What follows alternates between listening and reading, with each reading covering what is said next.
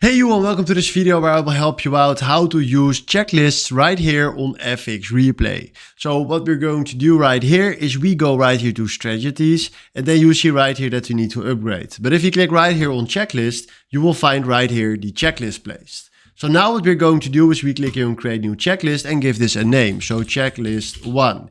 And then right now we can add some items. So let's say we want to sell early.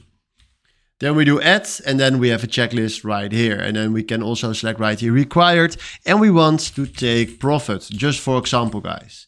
Then we do create and then right now we have here a checklist. So now what we can do right here is we can click here on edit, change it, also maybe add more. So let's say we want to take profit, add and then required and then we can click here on save.